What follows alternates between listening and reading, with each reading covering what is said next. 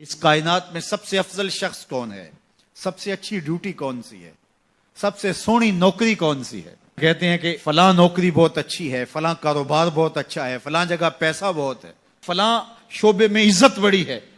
لیکن آؤ حضور سے پوچھتے ہیں سب سے افضل کون ہے، سب سے اشرف کون ہے؟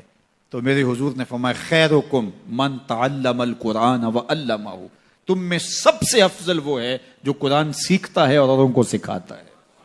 سب سے اشرف، سب سے اچھی نوکری، سب سے اچھا کام، سب سے بہتر وظیفہ اس کا ہے جو قرآن خود بھی سیکھتا ہے اور اوروں کو بھی سکھاتا ہے. تو اس کتاب سے جڑ جاؤ، اس کتاب سے وابستگی اختیار کرو. جس رات کے دامن میں قرآن نازل ہو وہ رات تو افضل ہو، وہ رات تو 1000 مہینے سے اشرف ہو. اللہ اکبر.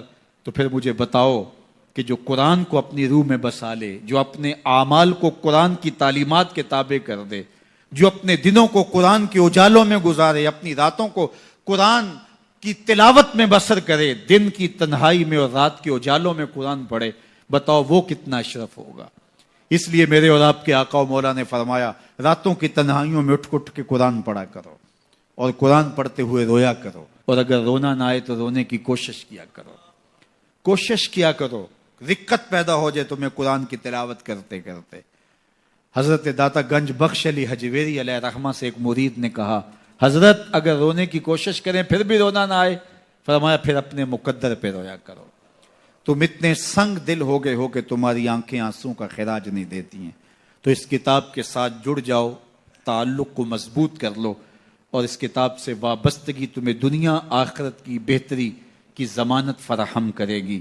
اور یہ کتاب زندہ ہے، اس کا پیغام کبھی فرسودہ نہیں ہوا، اس کا پیغام کبھی پرانا نہیں ہوا. ہر دور کے تقاضوں سے یہ کتاب ہم آہنگ ہے، اور یہ کتاب ہر شخص کی ضرورت کی کفالت کرتی ہے.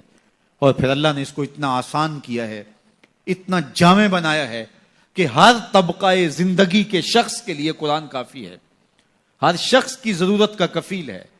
اس کو ایک عام شخص پڑھے تو اس کو بھی نور ملتا ہے، ایک نکتہ بین شخص اس قرآن کا مطالعہ کرے تو اس کو بھی روشنی ملتی ہے، ایک فلسفی پڑھے تو محروم وہ بھی نہیں ہوتا.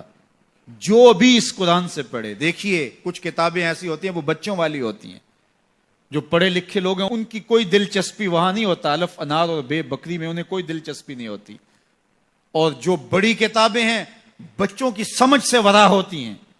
لیکن یہ واحد قرآن ہے، جس طبقے کا شخص بھی پڑھے، ان پڑھ پڑھے تو اس کو بھی نور ملتا ہے.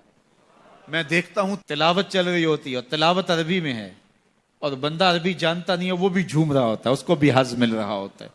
یہ کتاب ہر طبقہ زندگی کو روشنی دیتی ہے.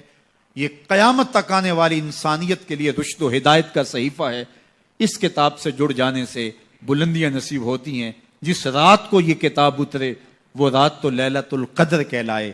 اور جو شخص اس کتاب سے وابستہ ہو جائے اور اس کتاب کو اپنی روحوں میں سمولے، وہ ذی قدر کیوں نہیں ہوگا، وہ عزت کا مالک کیوں نہیں ہوگا، وہ شانوں اور عظمتوں کا مالک کیوں نہیں ہوگا.